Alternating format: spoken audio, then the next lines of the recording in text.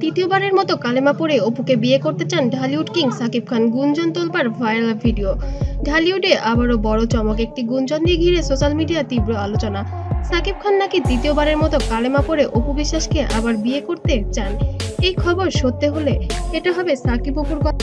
সাকিব আর আমরা একটা পারিবারিক সম্পর্কে আছি, সুতরাং পারিবারিক সম্পর্ক ব্যাপারটা এক্সপ্লেন করতে গেলে আমার ব্যক্তি জীবনের কথাটা সবচেয়ে বড় টার্নিং পয়েন্ট। কিন্তু প্রশ্ন একটাই, এটা কি সত্যি নাকি শুধুই গুঞ্জন?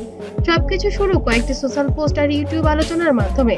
কিছু পেজ ও চ্যানেল দাবি করেছে সাকিব খান নাকি ঘনিষ্ঠ মহলে বলেছেন তিনি তার পুরনো ভুল শুধরাতে চান। এখন থেকে ছড়িয়ে পড়ে সবচেয়ে আলোচিত লাইন, তৃতীয়বারের মতো কালেমা পড়ে অপুকে বিয়ে। এই দাবির পরপরই নেট দুনিয়া শুরু হয় তর্ক বিতর্ক। চলুন একটি পেছনে যাই। সাকিব খান ও অপু বিশ্বাস একসময় ঢালিউডের সবচেয়ে আলোচিত জুটি। গোপনে বিয়ে, তারপর হঠাৎ প্রকাশ্যে আসা, এরপর একের পর এক জটিলতা। এই সম্পর্ক কখনোই সাধারণ ছিল না, সবসময় ছিল আলোচনার কেন্দ্রে। প্রশ্ন হচ্ছে, হ্যাঁ, এসব বকরি সকরি নিয়ে আমার সাথে কথাই বলুন না।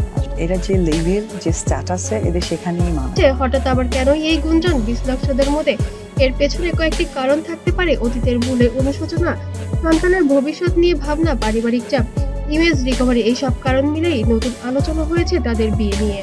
এখানে বিষয়টি আরো স্পষ্টকাতর হয়ে ওঠে, ধর্ম, বিশ্বাস আর বিয়ে। এই তিনটি বিষয় একসাথে এলে মানুষের আবেগ জড়িয়ে যায়।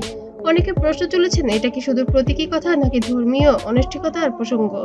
এখন এই বিষয়ে সাকিব অপু কেউই আনুষ্ঠানিকভাবে কিছু বলেননি। সবচেয়ে বড় প্রশ্ন, অপু বিশ্বাস কি এই ব্যাপারে রাজি? অপু বরাবরই বলেছেন তিনি শান্তি চান, সম্মান চান, তিনি কোনো বিতর্কের মধ্যে দিয়ে যেতে চান না।